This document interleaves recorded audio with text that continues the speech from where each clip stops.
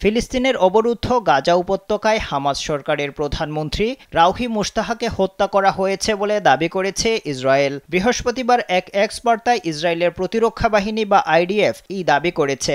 Times of ইসরায়েলের প্রতিবেদনে বলা হয়েছে, ৩ মাস আগে গাজা উপত্যকায় রাউহি মুস্তাহার অবস্থান লক্ষ্য করে হামলা চালানো হয়। এতে প্রধানমন্ত্রী ও হামাসের উচ্চপদস্থ ২ কর্মকর্তা নিহত হন। তারা হলেন হামাসের রাজনৈতিক ব্যুরোর নিরাপত্তার দায়িত্বে থাকা কর্মকর্তা সামেহ আল সিরাজ ও গোষ্ঠীটির সাধারণ নিরাপত্তা ব্যবস্থার প্রধান সামি ওদেহ। মুস্তাহা সন্ত্রাসী কর্মকাণ্ডের অভিযোগে গ্রেপ্তার হয়ে ইসরায়েলের কারাগারে ছিলেন। ২০১১ সালে বন্দি বিনিময়ের মাধ্যমে তিনি মুক্তি পান। কারাগারে থাকা অবস্থায় তিনি হামাস যোদ্ধাদের কাছে সিনিয়র ব্যক্তিত্ব হয়ে উঠেছিলেন এবং মুক্তির পর গাজাবাসীর সেই আবেগ ধরে রাখেন। স্যান্ডেলিনা সো, রূপচর্চায় আভিজাত্য।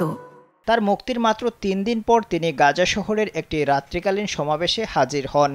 ওই সমাবেশে হামাসের সশস্ত্র সেনাদের দ্বারা বেষ্টিত হয়ে তিনি বক্তব্য দেন। তার ওই বক্তব্য গাজাবাসীর ওপর বেশ প্রভাব ফেলে। মুস্তাহা হামাস নেতা ইয়াহিয়া সিনওয়ারের ডান হাত ছিলেন। যুদ্ধের কৌশল নির্ধারণে তার ভূমিকা অগ্রগণ্য। গত বছরের ৭ অক্টোবর গাজায় ইসরায়েলের অভিযান শুরুর পর এই হত্যাকাণ্ডকে অন্যতম সাফল্য হিসেবে দেখছে ইসরায়েল। তবে হামাসের সিনিয়র কর্মকর্তারা মুস্তাহার মৃত্যুর বিষয়টি নিশ্চিত করেননি। আইডিএফ দাবি করেছে, যোদ্ধাদের মনোবল এবং কার্যকারিতা ধরে রাখতে সশস্ত্র গোষ্ঠীটি তা প্রকাশ থেকে বিরত থেকেছে।